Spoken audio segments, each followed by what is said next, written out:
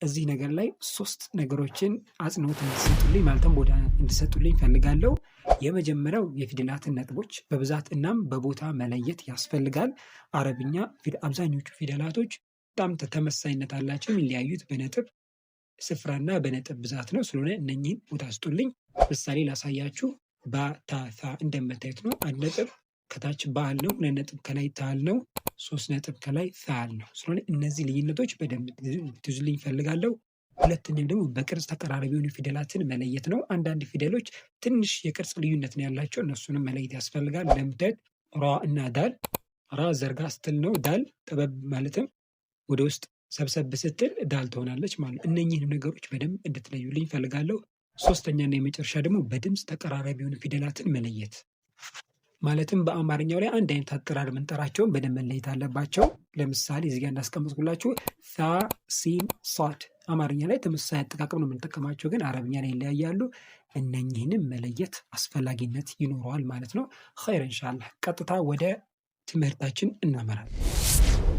ቢስሚላሂ አርረሕማኒ አርረሒም።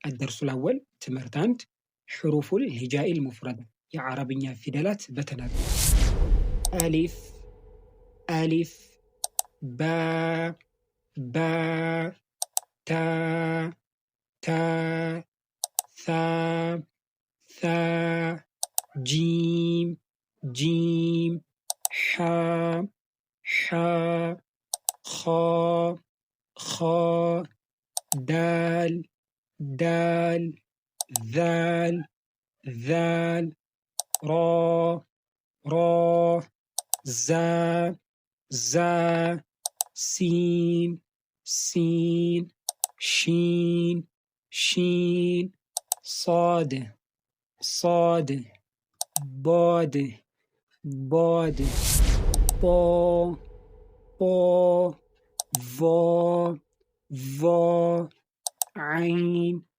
عين غين غين فا فا قاف قاف كاف كاف لام لام ميم ميم نون نون واو واو ها ها همزة همزة يا يا ኸይር ኢንሻአላህ እኚህን ይመስላሉ። እነዚህ በደንብ ሙራጃ ማድረግ መደጋገም ያስፈልጋል ማለት ነው። ኸይር ኢንሻአላህ አሁን ደግሞ ምን ያክል አውቀናቸዋል የሚለውን ለእኛም መነቃቂያ የሚሆን ኢንሻአላህ 3 ጥያቄዎች ይኖራሉ። ኸይር ኢንሻአላህ ወደ ጥያቄዎቹ አመራለሁ። ጥያቄ ቁጥር 1 ይህ በምስሉ ላይ የምታዩት ፊደል ማን ይባላል? ኤ ኑን፣ ቢ ባ፣ ሲ ሳ፣ ዲ ያ። ወደ ሁለተኛው ጥያቄ አመራለሁ። ይህ በምስሉ ላይ የምታዩት ፊደል ማን ይባላል? ኤ ዛ፣ ቢ ዛል፣ ሲ ዳል፣ ዲ ሮ። ወደ ሶስተኛው ጥያቄ አመራለሁ። ይህ በምስሉ ላይ የምታዩት ፊደል ማን ይባላል? ኤ ቮ፣ ቢ ሷድ፣ ሲ ቦ፣ ዲ ዷድ። ኸይር ኢንሻአላህ ጥያቄዎቹ ቀላልና በጣም ግልጽ እንደሆኑ በአላህ ፍቃድ ተስፋ አረጋለሁ።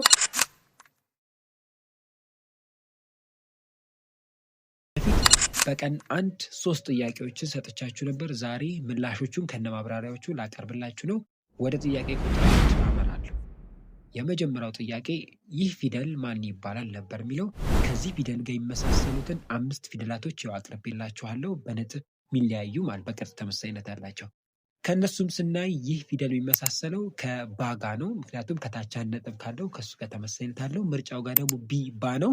ይህን የመለሳችሁ ማሻአላ ትክክል አግኝታችኋል። ወደ ሁለተኛው ጥያቄ አመራለሁ። ይህ ፊደል ማን ይባላል ነው የሚለው። ከዚህ ፊደል ጋር የሚመሳሰሉ 4 ያሉትን አቅርቤላችኋለሁ። እነሱንም ስናያቸው ከዚህ ፊደል ጋር የሚመሳሰለው ዛ ነው። ስለሆነ ምላሻችንም ጋር ኤ ዛ ነው የሚለው። ይህን የመለሳችሁ ባረከላሁ። ወደ ሶስተኛው ይህ ፊደል ማን ይባላል ነበር የሚለው። ከዚህ ፊደል ጋር የመሳሰሉ 4 ፊደላቶች በዚህ መልኩ ተቀምጠዋል። ከነሱ የሚመሳሰለው ጦ ጋር ነው። ማለትም ከምላሻችን ጋር ደግሞ ሲ የያዘው ምርጫ ጋር ትክክለኛ ነው። መልሱ የሚሆነው እሱ ነው። ስለዚህ ኢንሻአላህ ሲ ያላችሁ ባረከላሁ ፊኩም ትክክል መልስ አግኝታችኋል ማለት ነው። ስለዚህ ጥያቄያችን ምላሽ ቢ ባ ኤ ዛ ሲ ጦ ይህን ይመስላል ማለት ነው። ምናልባት ለዚህ ቪዲዮ አዲስ የሆናችሁ ካላችሁ ቻናሉን ሰብስክራይብ ማድረግ እና ቀን አንድን መለስ ብላችሁ ማየት አትርሱ። በጣም ወሳኝ ትምህርት ስለሆነ ኸይረን። አሁን ደግሞ በመቀጠል ወደ ቀን 2 የአረብኛ ፊደላትን በጣምራ ወደ ማንበብ ፕሮግራማችን እንሄዳለን ማለት ነው። ኸይረን። ይህን የአረብኛ ፊደላት ወደ ማንበብ ከመሄዳችን በፊት ግን 2 ወሳኝ ትምህርቶችን ላስጨብጣችሁ እወዳለሁ። የመጀመሪያው 2 የቅጥልጥሎሽ ባህሪ ነው። የአረብኛ ፊደላት 2 የቅጥልጥሎሽ ባህሪ ያላቸው። የመጀመሪያ በግራ በኩል መቀጠል የማይችሉ በቀኝ በኩል ብቻ የሚቀጠሉ ፊደላቶች አሉ። ሁለተኛው ደግሞ በሁለቱም በኩል መቀጠል የሚችሉ ፊደላቶች አሉ ማለት ነው። ኸይር ኢንሻአላህ። በግራ በኩል የማይቀጠሉ ፊደላቶችን ስናይ አሊፍ፣ ዋው፣ ዳል፣ ዛል፣ ሮ፣ ዛ ሲሆኑ በሁለቱም በኩል መቀጠል የሚችሉ ፊደላት ደግሞ ከነዚህ የተቀሩት 22ቱ ፊደላቶች ይሆናሉ ማለት ነው። ምሳሌ ማየት እንችላለን። አሊፍ ካየናት በምሳሌ ኑን አሊፍ ሚም ይላል። አሊፍ መካከል ላይ ያለችው ነች። ከኑን ጋር በቀኝ በኩል ስትቀጠል ከሚም ጋር ግን በግራ በኩል አልተቀጠለችም። ዛም እንደዛው ነው። ከያ ጋር በግራ በኩል አልተቀጠለችም ማለት ነው። ነገር ግን በሁለቱም በኩል የሚቀጠሉት ጋር ስናይ በቀኝ በኩሏ ከኑን በግራ በኩሏ ከታ ትቀጥላለች። ባም እንደዛው በቀኝ በኩሏ ከኑን በግራ በኩል ከሚም ጋር ትቀጥላለች ማለት ስለሆነ ይህን መለየት ወሳኝነት ይኖረዋል ማለት ነው። ሁለተኛውን ደግሞ ስናመራ 3ቱ የፊደላት መገኛ የአረብኛ ፊደላት ስለሚቀጣጠሉ 3 የፊደላት መገኛ ቦታ አላቸው። የመጀመሪያው በቃል መጀመሪያ መገኘት ይችላሉ። ሁለተኛው በቃል መካከል፣ ሶስተኛው በቃል መጨረሻ ላይ ሊገኙ ይችላሉ ማለት ነው። ለሶስቱም አንዳንድ ምሳሌ ላሳያችሁ። እዚህ ጋር በምሳሌው እንደምታዩት አሊፍ ኑን ሚም ይላል። አሊፍ ያው በቃል መጀመሪያ ላይ መታለች። ኑን አሊፍ ሚም ይላል። አሊፍ ያው በቃል መካከል መታለች። ምንም እንኳን ከሚም ባትቀጠልም በዚህ መልኩ ትጻፋለች። በቃል መጨረሻም ደግሞ ኑን ሚም አሊፍ በቃል መጨረሻ ላይ ተገኝታለች ማለት ነው። የአይንን በራሳችሁ ማየት ትችላላችሁ። ኸይረን። አሁን ደግሞ ወደ ሙሉ ንባቡ እንሄዳለን። ቢስሚላህ ራህማን ራሂም።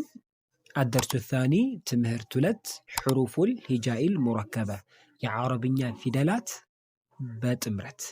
ኸይረን ኢንሻአላህ ወደ ማንበቡ እንገባለን።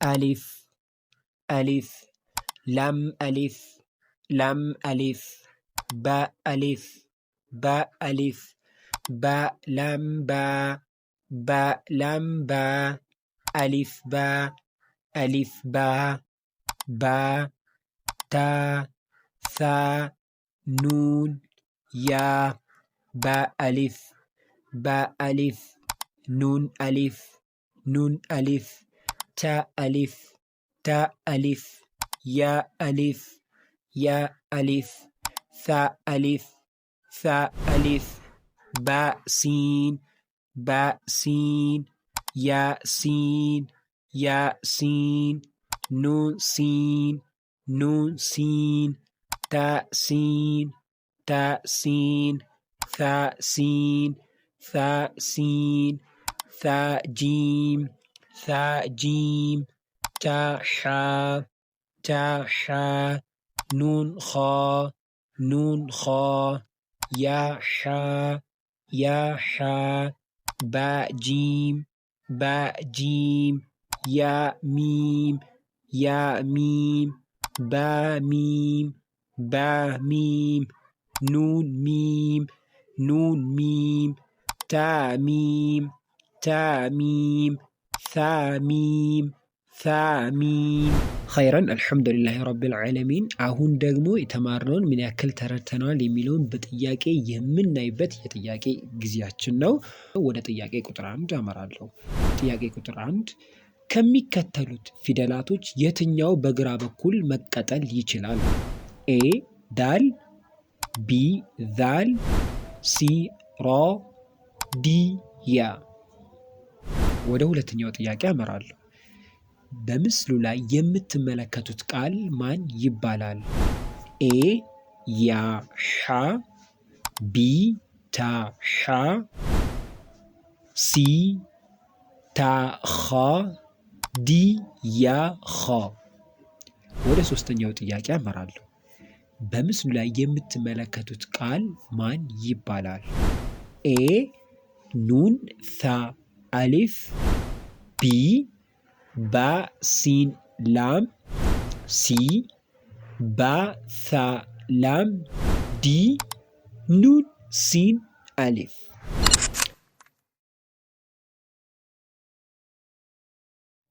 ጥያቄ ቁጥር 1 ከሚከተሉት አማራጮች የትኛው በግራ በኩል መቀጠል ይችላል ነበር ጥያቄው። እንደምታዩት እነኚህ 6 ፊደላቶች በግራ በኩል መቀጠል አይችሉም። ስለሆነ ከነዚህ ፊደላት ውጭ ሆኖ በግራ በኩል መቀጠል ይችላል ነው። ስለሆነ ምላሻችን ዲ ነው። ይህን የመለሳችሁ ማሻአላ። ወደ ጥያቄ ቁጥር 2 ሄዳለሁ። በምስሉ ላይ የምትመለከቱት ቃል ምን ተብሎ ይነበባል ነበር የሚለው። አሁን በደንብ እዚህ ጋር ማብራሪያ ያስፈልገዋል። እዚህ ጋር እንደምታዩት የመጀመሪያዋ ፊደል የተጻፈችው ልትመሳሰል የምትችለው ከ5 ፊደላቶች ጋር ብቻ ነው። ከነዚህ ከ5ቱ ፊደላቶች ስናያት በደንብ የምትመስለው ከላይ 2 ነጥብ ያላት ታነችና ስለሆነች የመጀመሪያዋ ታነች ማለት ነው። ወደ ሁለተኛዋ ፊደል ስናመራ ደግሞ እቺ ደግሞ ከ3 ፊደላቶች ጋር ነው ልትመሳሰል የምትችለው።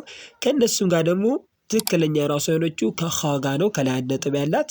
ስለሆነ ምላሻችን ሲ ታ ኻ ነው። ይህን የመለሳችሁ ማሻአላ። ወደ ጥያቄ ቁጥር 3 እሄዳለሁ። ጥያቄ ቁጥር 3 በምስሉ ላይ የምትመለከቱት ቃል ምን ተብሎ ይነበባል ነበር የሚለው። እነኚህንም አንድ ባንድ እንይ። መጀመሪያ ላይ ያለችው ከታች 1 ነጥብ ያላት ልትመስል የምትችለው ከ5 ፊደላቶች ጋር ነው። ከነሱም ደግሞ ከታች 1 ነጥብ ያላት ባ ነች። ስለሆነ የመጀመሪያዋ ባ ነች። ወደ ሁለተኛው ስንሄድ ከላይ 3 ነጥብ ያላት እሷም እንግዲሁ ከ5 ፊደላቶች አሁን ካቀረብናቸው ከላይ 3 ነጥብ ያላት ሳ ነች። ስለሆነ ባ ሳ ይሆናል። መጨረሻ ላይ ያለችው ደግሞ ማን ነች የሚለውን እሷ ልትመሳሰል የምትችለው ከ3 ቃላቶች ጋር ብቻ ነው። አሊፍ፣ ላም እና ካፍ። እንዴት እንለያለን ካልን ልክ አሊፍ ስትሆን ባለፈው እንደተነጋገርነው በግራ በኩል አትቀጠልም ብለናል። ካፍ ስትሆን ደግሞ ለየት የሚል አቀጣጠል አላት። በሱ ስለምትለይ በደንብ እንለያታለን። ላም ስትሆን ግን በዚህ መልኩ ነው የምትቀጠሉና ስለሆነ ይችኛዋ ላም ነች። ስለዚህ መልሱ ትክክለኛው የሚሆነው ሲ ባ ሳ ላም ይሆናል። ይህን የሚመልሳችሁ ማሻአላ ኸይረን። ቀን 3 የአረብኛ ፊደላት በጣምራ ወደ ማንበብ እንሄዳለን ማለት ነው። ቢስሚላሂ አርረሕማን አርረሒም። አደርሱ ሳሊስ ሶስተኛው ትምህርታችን ነው። ሑሩፉል ሂጃኢል ሙረከበ የአረብኛ ፊደላት በጣምራ የምናይ ይሆናል ማለት ነው።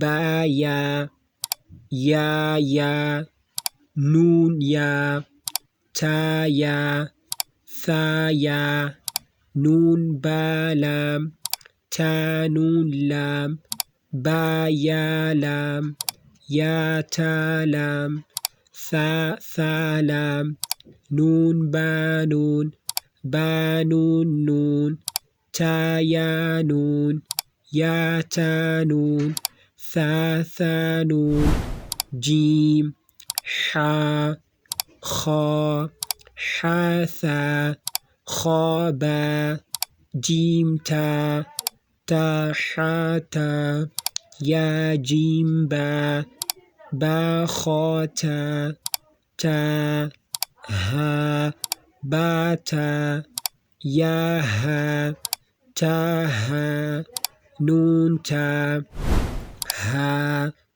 ያሃባ ባሃ አሊፍ ባሃ ሚም ዳል ዛል ጂም ዳል ኻ ዛል ሮ ዛ ጂም ሮ ኻ ዛ ያ ሮ ታዛ ኑን ሮ ሲን ሺን ሲን ላም ሺን ላም صاد ضاد طا ظا صاد با طا با ضاد ألف ظا ألف عين غين همزة عين زا غين را صاد عين ضاد غين با عين دال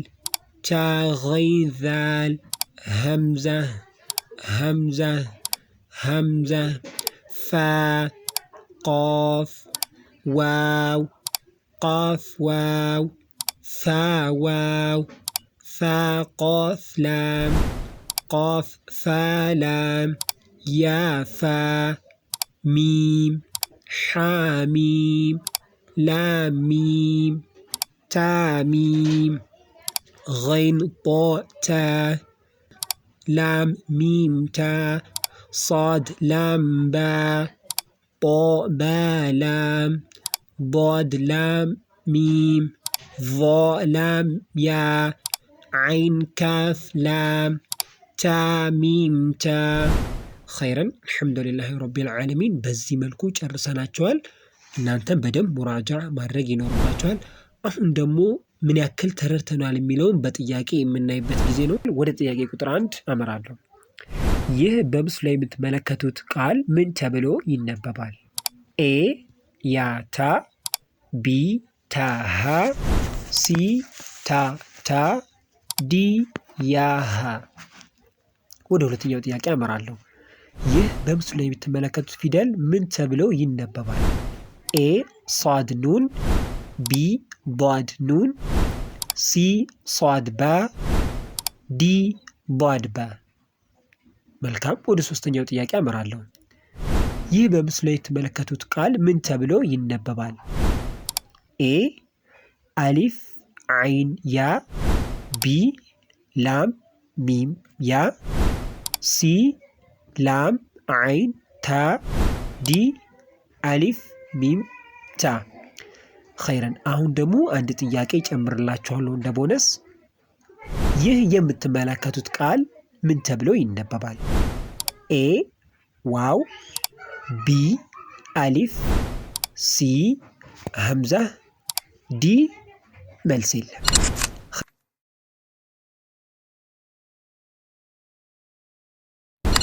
ጥያቄ ቁጥር 1 ይህ በምስሉ ላይ የምትመለከቱት ቃል ምን ተብሎ ይነበባል ነበር የሚለው። በምስሉ ላይ በምናይ ጊዜ በመጀመሪያ የተጻፈችው ፊደል ከ5 ፊደላቶች ጋር ልትመሳሰል ትችላለች። ከነሱ መካከል እራሷ የሆነችው ከታች ነጥብ አላት ያነች ማለት። ወደ ሁለተኛዋ ፊደል በምንሄድበት ጊዜ ይቺ ፊደል ልትመሳሰል የምትችለው ከ2 ፊደላቶች ጋር ነው። እሱም ታ መርቦጧና ሀ ነው። ከሱም ጋር በምናይበት ጊዜ ግን ታ መርቦጧ 2 ከላይ ነጥብ አላት። ይሄኛው ደግሞ ከላይ ነጥብ የሌለው ነው። ስለሆነ ይሄ ሀ ነው።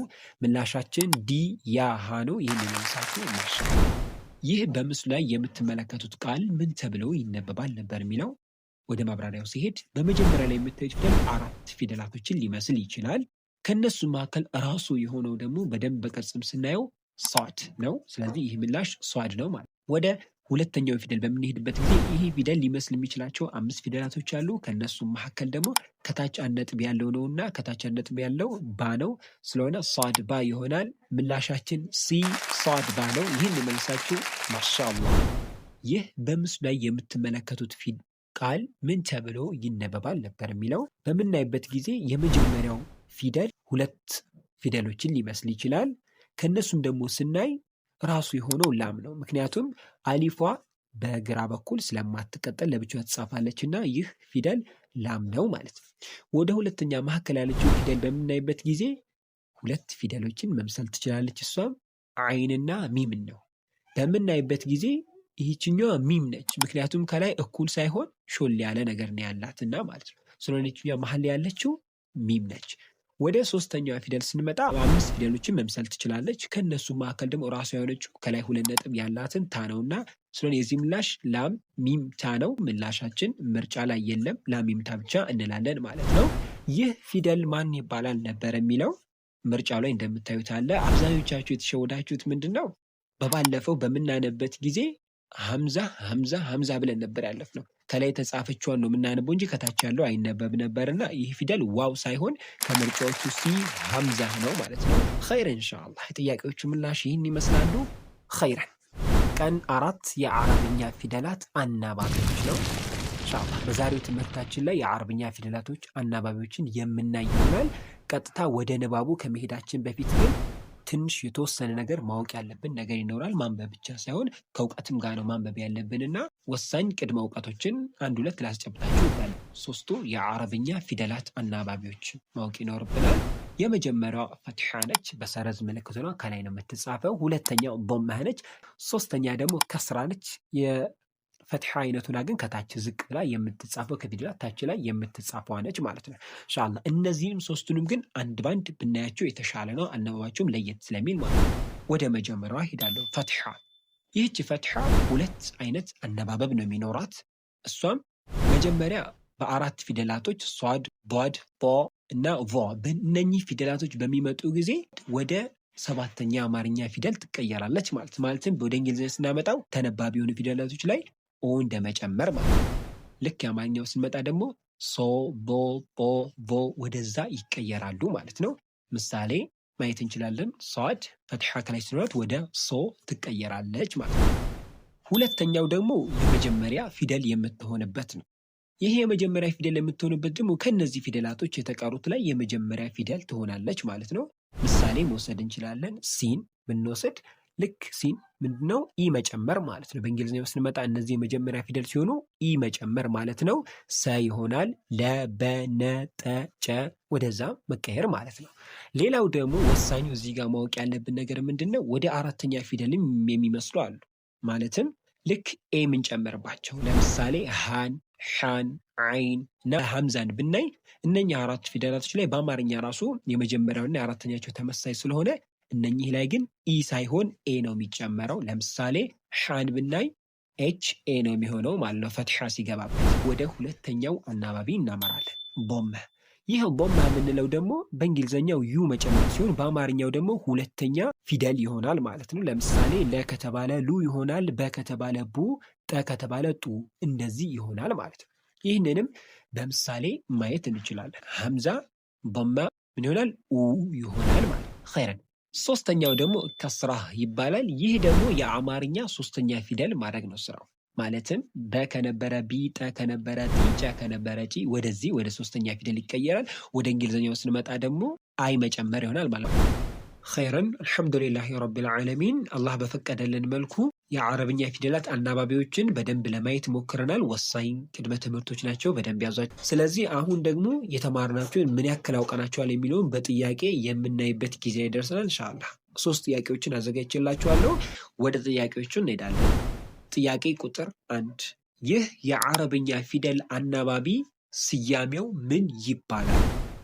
ኤ ፈትሐ፣ ቢ ضመህ፣ ሲ ከስራ፣ ዲ ስኩን። ወደ ሁለተኛው ጥያቄ አመራለሁ። የአረብኛ ፊደላት ከስራ አናባቢ ሲያገኙ ወደ ስንተኛ የአማርኛ ፊደል ይቀየራሉ? ከስራ ሲኖራቸው ስንተኛ የአማርኛ ፊደል ይሆናሉ ነው የሚለው። ኤ አንደኛ የአማርኛ ፊደል ማለትም ኢ ያገኛሉ። ቢ ሁለተኛ የአማርኛ ፊደል ማለትም ዩ ያገኛሉ። ሲ ሶስተኛ የአማርኛ ፊደል ማለትም አይ ያገኛሉ። ዲ አራተኛ የአማርኛ ፊደል ማለትም ኤ ያገኛሉ። ወደ ሶስተኛና የመጨረሻ ጥያቄ ሄዳለሁ። ከሚከተሉት ፊደላት ፈትሐን ሲያገኝ ወደ ሰባተኛ የአማርኛ ፊደል የማይቀየረው የትኛው ነው ይላል። ወደ ምርጫው እንሂድ። ኤ ሲን፣ ቢ ሷድ፣ ሲ ዷድ፣ ዲ ጦ።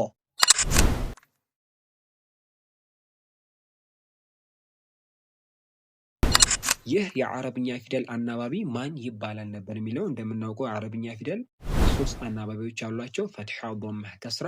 ይህ ምልክት ደግሞ እንደምናየው ቢ ዶመህ ነው ማለት ነው። የመልሳችሁ ማሻአላ። ወደ ሁለተኛ ጥያቄ ቁጥር ይሄዳል።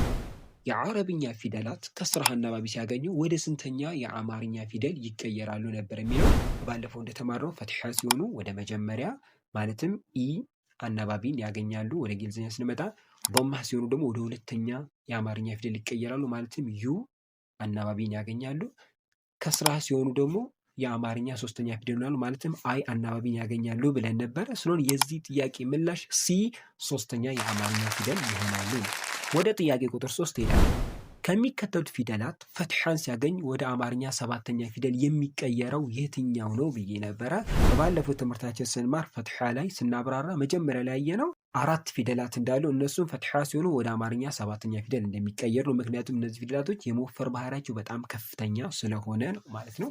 ኸይር። እነዚህ ፊደላቶች 4 ናቸው። ሷድ፣ ዷድ፣ ጦ፣ ቮ።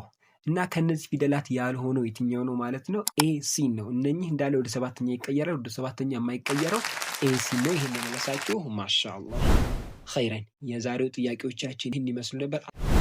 ቀን 5 የአረብኛ ፊደላትን ሐረካ አስገብቶ ማንበብ ነው።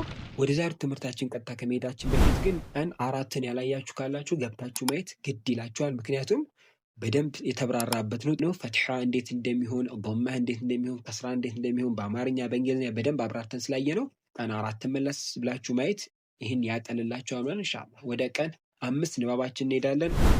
ኸይረን። ወደ አነባቡ በምንመጣበት ጊዜ 3 አይነት ቅደም ተከተሎችን እንከተላለን። የመጀመሪያው ደረጃ 1 የምንለው ፊደሉን ማንበብ ነው። እዚህ ጋር እንደምታዩት ሐምዛ እንላለን ማለት ነው።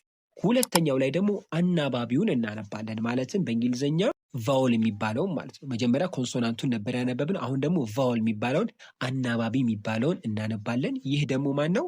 ፈትሐ ይሆናል ማለት ከላይ አንድ ሰረዝ ያለው። በመቀጠል ሶስተኛ ላይ የምናነበው የድምር ውጤታቸው ነው። ሐምዛ ፈትሐ ሲጋብት ምን ሆኗል? አ ሆኗል ማለት ስለሆነ የድምር ውጤት አ ብለን እናነባለን ማለት ነው። ኸይር። ይህን ደግሞ በከስራም ላሳያችሁ። ከስራ ሲሆን ደግሞ መጀመሪያ ሐምዛዋ ስለምትቀድም ሐምዛ ብለን እናነባለን ደረጃ 1 ላይ። ደረጃ 2 ላይ ከስራ ብለን አናባቢውን እናነባለን። ደረጃ 3 ላይ ደግሞ ኢ ብለን የድምር ውጤቱን እናነባለን ማለት ነው። በዶማ ስንሞክረው ደግሞ መጀመሪያ ተነባቢውን ሐምዛ ብለን እናነባለን። በመቀጠል አናባቢውን ዶማ ብለን እናነባለን። መጨረሻ ላይ ደግሞ የድምር ውጤቱን ዶማ ሲጋበት ሁለተኛ ፊደል አድርጎት ስለሆነ ኡ ብለን የድምር ውጤቱን የምናነብ ይሆናል ማለት ነው። ኸይር ኢንሻአላህ። አሁን ግልጽ ይሆንላችሁ ይመስለኛል። በመቀጠል ቃዒደቱ ኑራንያ ላይ እንመለስና አንድ ባንድ ወደ ማንበቡ እንገባለን። ቢስሚላሂ ረሕማን ረሒም። አደርሱ ራቢዕ አራተኛ ትምህርታችን ነው። አልሑሩፉል ሙተሐሪካ የአረብኛ ፊደላት አናባቢ ገብቶባቸው የምናይ ይሆናል ማለት ነው። ሐምዛ ፈትሐ አ፣ ሐምዛ ከስራ ኢ፣ ሐምዛ ዶማ ኡ፣ አ ኢ ኡ፣ ሃ ፈትሐ ሃ፣ ሃ ከስራ ሂ፣ ሃ ዶማ ሁ፣ ሃ ሂ ሁ፣ ዓይን ፈትሐ ዓ፣ ዓይን ከስራ ዒ፣ ዓይን ዶማ ዑ፣ ዓ ዒ ዑ፣ ሓ ፈትሐ ሓ፣ ሓ ከስራ ሒ፣ ሓ ዶማ ሑ፣ ሓ ሒ ሑ፣ ገይን ፈትሐ ገ፣ ገይን ከስራ ጊ፣ ገይን ዶማ ጉ፣ ገ ጊ ጉ። ኸይረን። አሁን ደግሞ ፈጠን ፈጠን እያልኩ ላንብብላችሁ። ኻ ፈትሐ ኸ፣ ኻ ከስራ ኺ፣ ኻ ዶማ ኹ፣ ኻ ኺ ኹ፣ ቃፍ ፈትሐ ቃ፣ ቃፍ ከስራ ቂ፣ ቃፍ ዶማ ቁ፣ ቃ ቂ ቁ፣ ካፍ ፈትሐ ከ፣ ካፍ ከስራ ኪ፣ ካፍ ዶማ ኩ፣ ካ ኪ ኩ፣ ጂም ፈትሐ ጀ፣ ጂም ከስራ ጂ፣ ጂም ዶማ ጁ፣ ጃ ጂ ጁ፣ ሺን ፈትሐ ሸ፣ ሺን ከስራ ሺ፣ ሺን ዶማ ሹ፣ ሻ ሺ ሹ፣ ያ ፈትሐ የ፣ ያ ከስራ ይ፣ ያ ዶማ ዩ፣ ያ ይ ዩ፣ ضاد ፈትሐ ض፣ ضاد ከስራ ض፣ ضاد ዶማ ض፣ ض ላም ፈትሐ ለ፣ ላም ከስራ ሊ፣ ላም ዶማ ሉ፣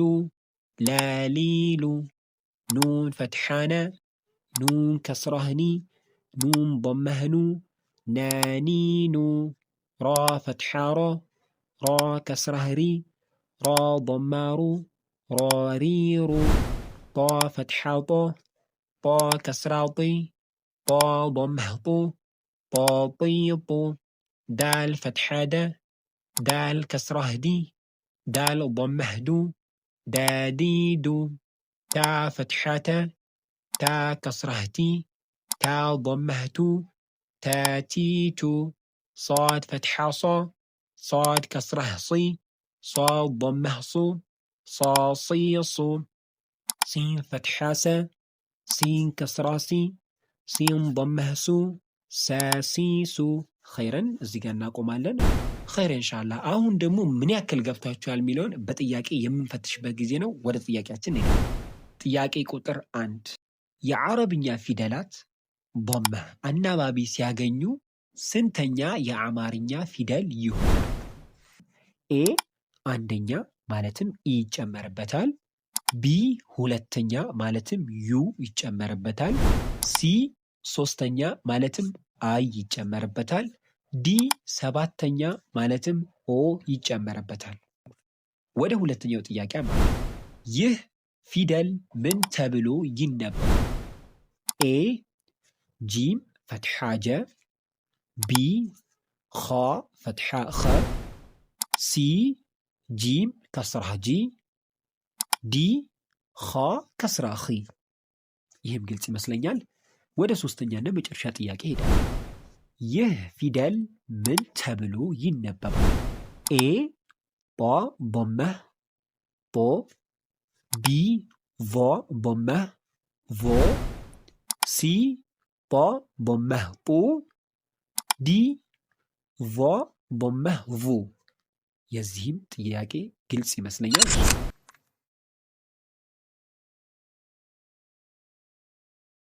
ጥያቄ ቁጥር 1 የአረብኛ ፊደላት ضمه አናባቢ ሲያገኙ ስንተኛ የአማርኛ ፊደል ይሆናሉ ነበር የሚለው። ምርጫዎቹ እንደምታያቸው ነው። ማብራሪያውም ከስራ አለ። ፈትሐ ሲሆኑ አንደኛ ይሆናሉ፣ ضمه ሲሆኑ ሁለተኛ፣ ከስራ ሲሆኑ ሶስተኛ። ስለዚህ በዚህ ማብራሪያ መሰረት መልሳችን ቢ ሁለተኛ ነው። ይህን የመለሳችሁ ማሻአላህ። ወደ ጥያቄ ቁጥር 2 ትሄዳለህ።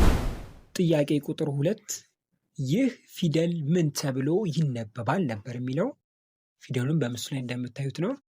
ይህን ፊደል ስናየው መጀመሪያ ፊደሉ ራሱ ኻ ነው፣ ከላይ አንድ ነጥብ አለው። ጂምም ሐም አይሆንም ማለት ነው። ሁለተኛ ደግሞ አናባቢው ከስራ ነው፣ ምክንያቱም ይቺ ሰረዝ ምልክቷ ከታች ነው የተቀመጠችው። ሶስተኛ ደግሞ ከስራ ሲሆን ወደ ሶስተኛ የአማርኛ ፊደል የሚቀየረው ስለሆነ በዚህ ማብራሪያ መሰረት ምላሻችን የሚሆነው ዲ ኻ ከስራ ኺ ይሆናል። ይህን የመለሳችሁ ማሻአላህ። ወደ ሶስተኛ ጥያቄ ቁጥር እሄዳለሁ። ይህ ፊደል ምን ተብሎ ይነበባል ነበር የሚለው። በመጀመሪያ ፊደሉን ፊደሉ ጧ ነው፣ ቫ መሆን አይችልም፣ ምክንያቱም ቫ ነጥብ አላትና ማለት ነው። ሁለተኛ አናባቢው ضمه ነው። ضمه ካለው ደግሞ ይህን ፊደል ወደ ሁለተኛ የአማርኛ ፊደል ማለት በእንግሊዝኛ ስንመጣ ዩ እንዲገባበት ነው የሚያደርገውና ጧ ضمه ጡ ይሆናል። ምላሻችን ሲ ጧ ضمه ጡ ነው። ይህን የመለሳችሁ ማሻአላህ ኸይረን። አሁን ደግሞ ወደ ዛሬው ትምህርታችን እንሄዳለን። ቢስሚላህ ራህማን ራሂም። ቁርአንን 45 ቀን እናንብብ ቻሌንጅ ቀን 6 ነው። ዛሬ ተንዊንን የምናይ ይሆናል። ተንዊን የምንለው የአረብኛ ፊደል አናባቢዎች ሁለት ሁለት ሆነው የሚመጡበት ነው። ማለትም ፈትሐ ፈትሐተይን ይሆናል፣ ሁለት ፈትሐዎች፣ ضمه ضمتين ሁለት ضማዎች፣ ከስራ ከስረተይን ሁለት ከስራዎች የሚሆኑበት ነው ማለት ኸይር ኢንሻአላህ። እነኚህን ሶስቱንም አንድ ባንድ እናያቸው። በመጀመሪያ ፈትሐተይን የምንለው አለ፣ ሁለተኛው ضمهተይን የምንለው አለ፣ ሶስተኛው ከስረተይን እንለዋለን ማለት ነው። እነኚህ ሶስቱ ናቸው ተንዊን የሚባሉት ማለት ነው። እነኚህ ሶስቱ ተንዊኖች ግን የራሳቸው የሆነ አጻጻፍ አላቸው። እያንዳንዱም ሶስት አጻጻፍ ይኖራቸዋል እንደ ቦታው ማለት ነው። ኢንሻአላህ እነኚህን አንድ ባንድ እናያቸው። በመጀመሪያ የምናገኘው እኩል መጻፍ ነው። ሶስቱም እኩል የሚጻፉበት ይኖራል። ይህ የመጀመሪያ አጻጻፉ ሲሆን፣ ሁለተኛ ደግሞ አንዱን በልጦ የምናገኝበት ነው። ይህ ሁለተኛ አጻጻፍ መንገዳቸው ነው። ሶስተኛ አጻጻፍ መንገዱ ደግሞ አንዷ ፈትሐ ወይ አንዷ ከስራ ወይ አንዷ ضمه በሚም ተተክታ የምትመጣበት ነው ማለት ነው። ይህ ሶስት አይነት አጻጻፋቸው ነው። እያንዳንዱን ግን በምሳሌ የሶስቱንም እያብራራን እንየው ማለት ነው። ከመጀመሪያው እንጀምራለን።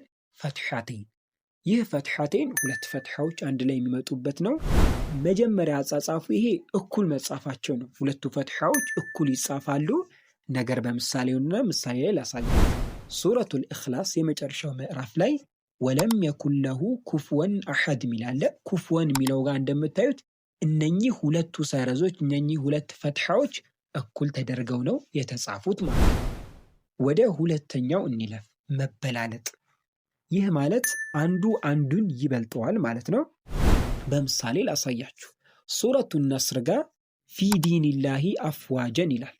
አፍዋጀን የምትለው ጋር ሁለቱ ሰረዞቹ እኩል አልተጻፉም።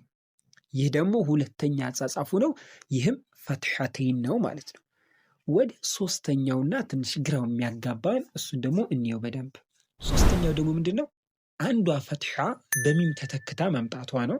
አንድ ፈትሐ ይጻፋል፣ አንደኛው በሚም ትተካለች። ምሳሌ ላይ እንየው። እዚሁ ሱረቱ ነስር የመጨረሻው አያ ላይ ኢነሁ ካነ ተዋበን ይላል። ተዋበን የሚለው ጋር ባጋ ካያችኋት አንዷ ፈትሐ ተጽፋለች፣ አንዷ በሚም ተተክታለች። ይሄ የሆነበት የራሱ ምክንያት አለው። ኢንሻአላህ አላህ ያድርሰንና የተጅዊድ አህካሞችን በምናይ ጊዜ በአላህ ፍቃድ የምናየው ይሆናል።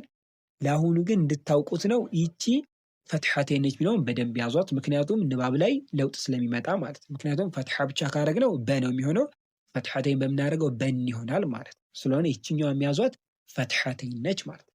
ወደ ሁለተኛው ተንዊን እንደ ሁለተኛው ተንዊን ደግሞ ከስረተይን ነው። ሁለት ከስራዎች የሚጻፉበት ነው። የመጀመሪያው ልክ እንደ ፈትሐተይን ሁሉ እኩል መጻፍ አለው። ይሄም ለምሳሌ እንየው።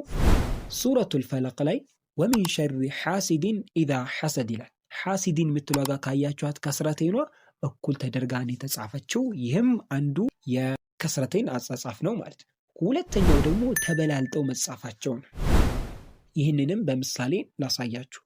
ሱረቱል መሰድ ላይ ሰየስላ ናረን ዛተ ለሃቢን ይላል። ለሃቢን የሚለው ጋር ካያችኋት ከስረተይን እኩል አይደለም፣ ተበላልጠው የተጻፈው። ይህም ከስረተይን የሚጻፍበት ሁለተኛው መንገድ ነው ማለት ነው።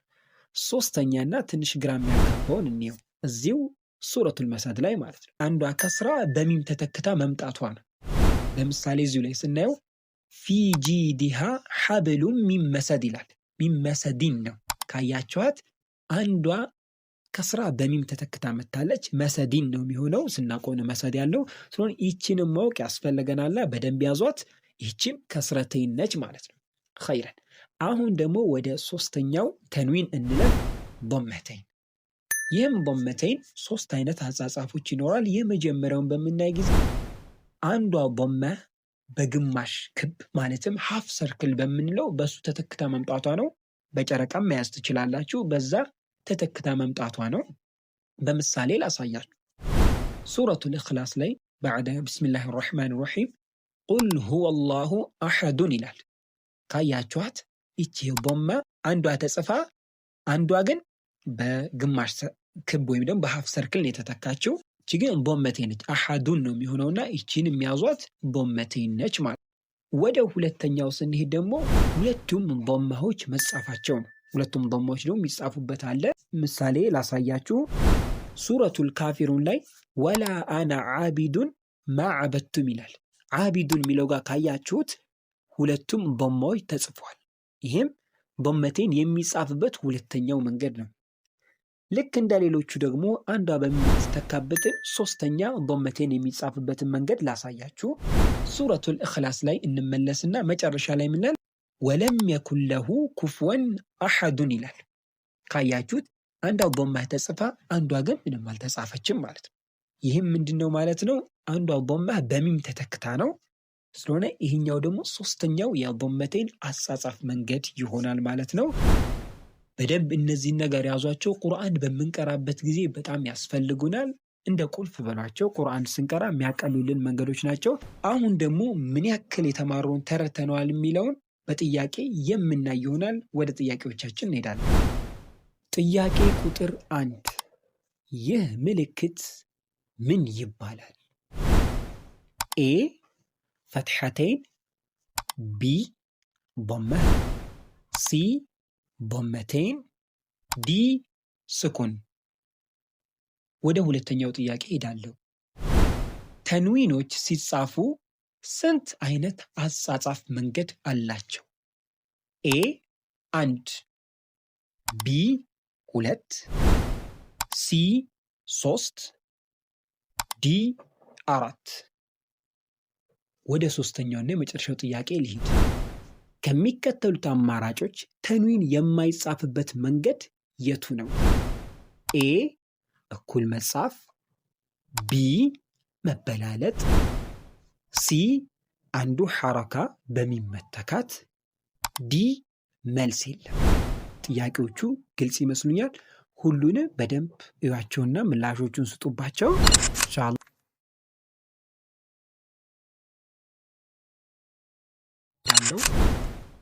ጥያቄ ቁጥር 1 ይህ ምልክት ምን ይባላል ነበር የሚለው። በባለፈው በክፍል 6 እንደተማርነው ይህን ምልክት ዶመቴን ላይ ነበር ያስገባነው። እያንዳንዱ ተንዊኖች 3 አይነት አጻጻፍ አላቸው ብለን ዶመቴን መጀመሪያ ላይ ስንጽፍም ብለናል። አንዷ ዶማ ተጽፋ አንዷ በግማሽ ክብ ወይም ደግሞ በሀፍ ሰርክል ትተካለች ብለን ነበርና ስለዚህ ይህ ዶመቴን ነው። ሲ ዶመቴን ያላችሁ ማሻአላህ። ወደ ሁለተኛው ጥያቄ ሄዳለሁ። ተንዊን ስንት አይነት አጻጻፍ አላቸው ብዬ ጥያቄ ሁለተኛ ጠይቄ ነበረ። እንደምናየውም ባለፈው ትምህርታችን ላይ 3 አይነት አጻጻፍ ነው ያለው። የመጀመሪያው እኩል መጻፋቸው ነው። ሁለተኛው ደግሞ መበላለጣቸው፣ ሶስተኛው ደግሞ አንዷ በሚመተካቷ ነበር ያልነው። ስለሆነ ምላሻችን ሲ 3 ናቸውን። ይህን የመለሳችሁ ማሻአላህ። ወደ ሶስተኛ ጥያቄ ሄዳለሁ። ከሚከተሉት አማራጮች ተንዊን የማይጻፍበት መንገድ የቱ ነው ነበር የሚለው የሶስተኛው ጥያቄ። ኤ እኩል መጻፍ ይላል። አዎ እኩል መጻፍ አላቸው። ቢ መበላለጥ ይላል። አዎ ሁለተኛው አጻጻፋቸው መበላለጥ ነው። ሲ አንዷ ሐረካ በሚመተካት ብሏል። አዎ ሶስተኛ አጻጻፋቸው ይሄ ነው። ዲ መልስ የለም ይላል። ትክክለኛው መልሳችን ዲ መልስ የለም ነው። ምክንያቱም ሶስቱም ተንዊን የሚጻፍባቸው መንገድ ናቸውና።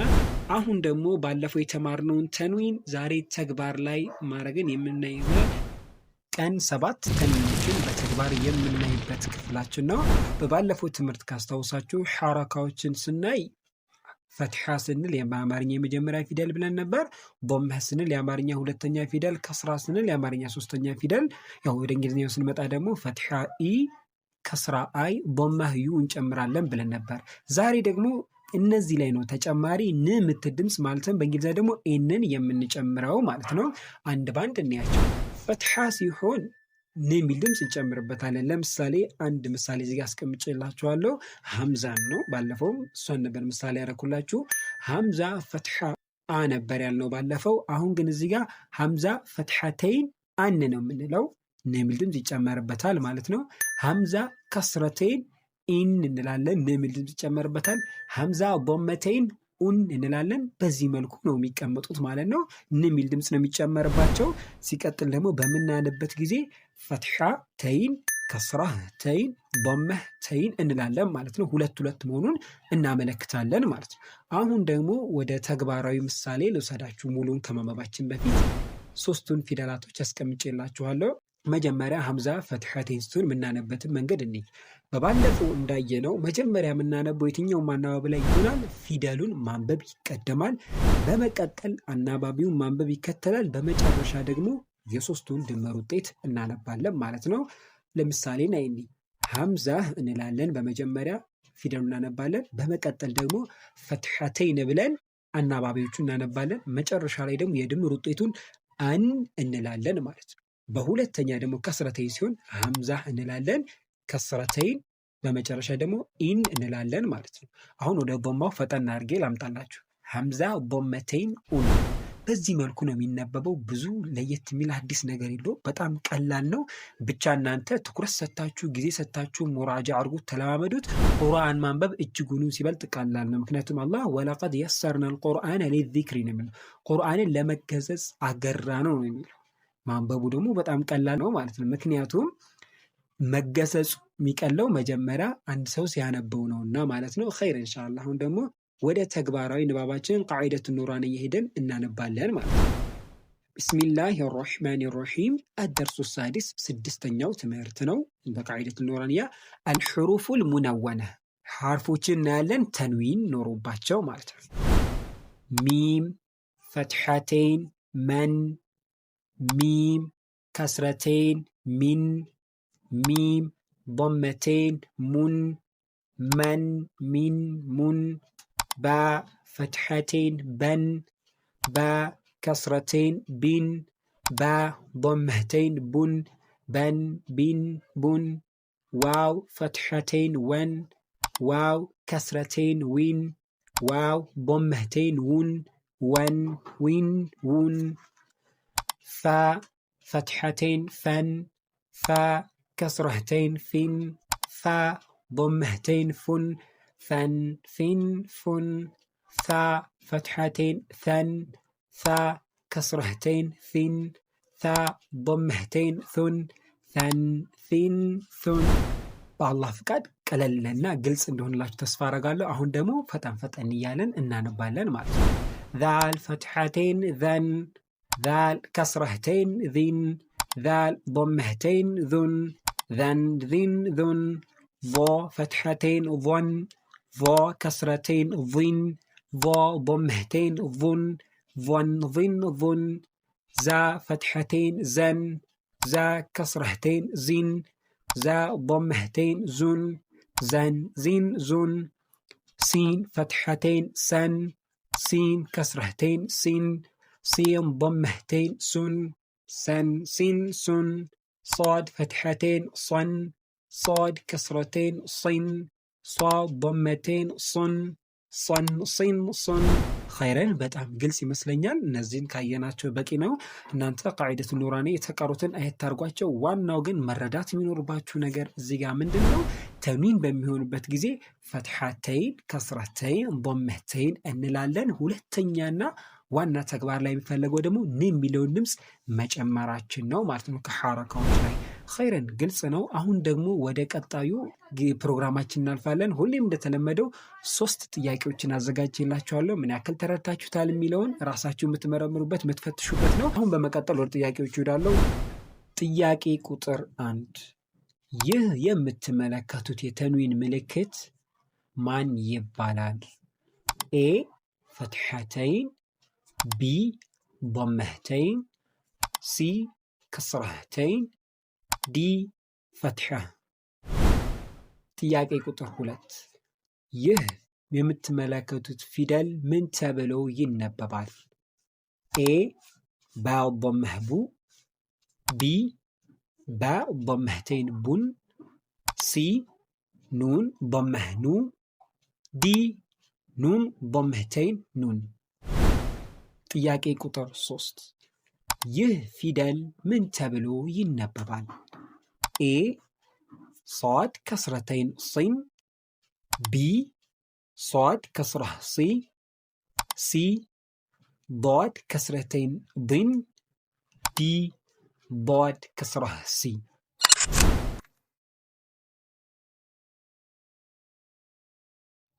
ጥያቄ ቁጥር 1 ይህ ምልክት ማን ይባላል ነበር የሚለው። ይህ ምልክት ባለፈው እንደተማርነው በክፍል 7 ትምህርታችን ላይ ፈትሐተይን ነው። ምክንያቱም 3 አይነት የፈትሐ አጻጻፍ መንገዶች አሉ ብዬ አሳይቻችሁ ነበረ። የመጀመሪያው አንደኛው በሚመተካት ነው። ይህም እንደምታዩት ስለሆነ ፈትሐተይን ነው። ከስረተይን የማይሆንበት ምክንያት ከስረተይን ከታች ነው የሚጻፈው እንጂ ከላይ አይጻፍም። ስለሆነ ይህ ምላሻችን ኤ ነው። ኤን ያላችሁ ማሻአላህ። ወደ ሁለተኛ ጥያቄ ቁጥር ሄዳለሁ። ይህ ፊደል ምን ተብሎ ይነበባል ነበር የሚለው። በባለፈው እንዳሳያችሁ መጀመሪያ ፊደሉ ነው መለየት ያለበት። ይህ ባ ነው። ኑን መጀመሪያ መለየት አለበት። 1 ነጥብ ከታች ከሆነ ባ ነው። ስለሆነ ኑን የሚሉ ምርጫዎችን ሲናዲን እናስወጣለን ማለት ነው። በመቀጠል ይህ ከላይ ያለው ምልክት ضመህ አይደለም። ምክንያቱም በሀፍ ሰርክል ወይም በግማሽ ክብ የሚተካው ضመተይን አንደኛው አጻጻፉ ነው ብለናል። ስለሆነ ባ ضመተይን ቡ ቢ ነው መልሱ። ይህን የመለሳችሁ ማሻአላህ። ወደ 3ኛ ቁጥር ሄዳለሁ። ይህ ፊደል ምን ተብሎ ይነበባል ነበር የሚለው። በደንብ ማየት ያለብን አሁንም ፊደሉ ማን ነው? ሷድ ቧድ ጧ ቫ። ይህን ካያችሁት ቧድ ነው። ከታች 1 ነጥብ አለው። ጧና ቫ መሆን አይችልም። ጧና ቫ አንድ መስመር ከላይ አላቸው ማለት ነው። ልክ 1 ቁጥር የሚመስል። ሷድና ቧድ ሲሆን ግን ከታች ነው የሚቀጠል ቅጥያ ነገር ያላቸው። ስለሆነ ይሄ ቧድ ነው ፊደሉ። ሁለተኛ ላይ ስንሄድ ደግሞ አናባቢውን መለየት ያስፈልገናል።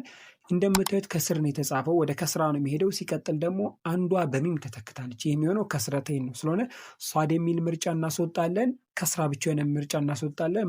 ምላሻችን ሲ ዷድ ከስረተይን ነው። ይህን የመለሳችሁ ማሻአላህ ኸይረን። አሁን ደግሞ ወደ ዛሬው ትምህርታችን እንሄዳለን። ቀን 8 ነው። በዛሬው ለየት ያለ ፕሮግራም ነው። ምክንያቱም ስልጠና 1 ማለትም ከዚህ በፊት ተምረን የነበርናቸውን ሙሉ ትምህርቶች ክለሳ የምናደርግበት ይሆናል ማለት ነው። በቀን 1 ላይ ፊደላትን መለየት አይተን ነበረ። በቀን 2 እና 3 ደግሞ እነኚህን ፊደላቶች አጣምረን ስናነብ የሚያስፈልጉን እውቀቶችንና እንዴት አጣምረን እንደምናነብ አላህ በፈቀደልን መልኩ ለማየት ሞክረን ነበር። ቀን 4 እና 5 ላይ ደግሞ ፈትሐ፣ ከስራ፣ ዶማ እነዚህ የአረብኛ ዋና አናባቢዎችን ለማየት ሞክረን ነበረ። ቀን 6 እና 7 ላይ ደግሞ ተንዊኖችን ለማየት ሞክረን ነበር። ስለሆነ ኢንሻአላህ እነኚህን ወደ 7 ትምህርቶችን አንድ ላይ አጠቃለው የሚይዝልንን ዛሬ የነሱን 7 ትምህርቶች ፍሬ የምናይ ይሆናል ማለት ነው። ኸይር ኢንሻአላህ ወደ ቀን 8 ትምህርት እንሄዳለን።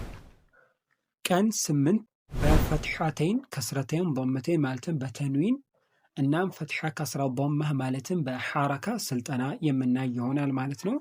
በዚህ በዛሬው ቀን ትምህርታችን ላይ ፊደላቶችን ገጣጥመን የማንበቡን ሂደት የምናይ ይሆናል ማለት ነው። በጣም ደስ የሚል ትምህርት ነው የዛሬው። ትንሽ ለየት ይላል። እስከ ዛሬውን ፍሬ የምናይበት ነው።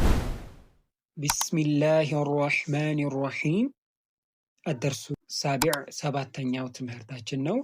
ተድሪባቱን ዐለል ሐረካቲ ወተንዊን፣ በሐረካትና በተንዊን ስልጠና። አንድ ባንድ ቅድም ያሳየኋችሁን ንባብ እከተላለሁ። በመጀመሪያ ሀምዛ ፈትሐ አ አችን እናስቀምጣለን ማለት ብለን። በመቀጠል ባ ፈትሐ በ ብለናል አይደል? በዋን ከመጀመሪያው አጋ እንደምርና አበ እንላለን ማለት ነው።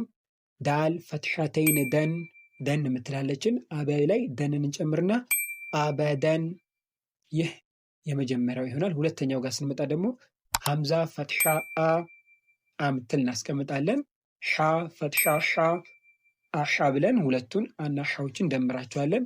ዳል ዶመህተይን ዱን፣ አሻ ላይ ዱን እንጨምራለን። አሻዱን። ወደ ሶስተኛው መጣለው። ሀምዛ ፈትሐ አ እናስቀምጣለን። ኻ ፈትሐ ኸ አኸ እንላለን። ዛል ፈትሐ ዘ አኸዘ። አሁን አቀራሩ ግልጽ ይመስለኛል። በሂደት እንያቸው።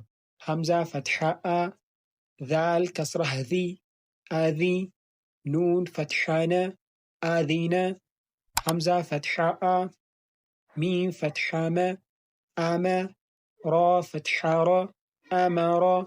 ሐምዛ ፈትሐ አ፣ ኑን ፈትሐ ነ አነ፣ ባ ፈትሐ በ፣ ኻ ከስራ ኺ በኺ፣ ላም ፈትሐ ለ በኺለ፣ ባ ፈትሐ በ፣ ራ ፈትሐ ረ በረ፣ ራ ፈትሐ ረ በረረ፣ ታ ከስረተይን ቲን በረረቲን፣ ጂም ፈትሐ ጀ፣ ዓይን ፈትሐ ዓ ጀዓ፣ ላም ፈትሐ ለ ጀዓለ፣ ጂም ፈትሐ ጀ፣ ሚም ፈትሐ መ ጀመ፣ ዓይን ፈትሐ ዓ ጀመዓ፣ ሓ ፈትሐ ሓ፣ ሲን ፈትሐ ሰ ሓሰ፣ ዳል ፈትሐ ደ ሓሰደ፣ ሓ ፈትሐ ሓ፣ ሺን ፈትሐ ሸ ሓሸ፣ ራ ፈትሐ ረ ሓሸረ፣ ኸ ፈትሐ ኸ፣ ሺን ከስራ ሺ ኸሺ፣ ያ ፈትሐ የ ኸሽየ፣ ኻ ፈትሐ ኸ፣ ላም ፈትሐ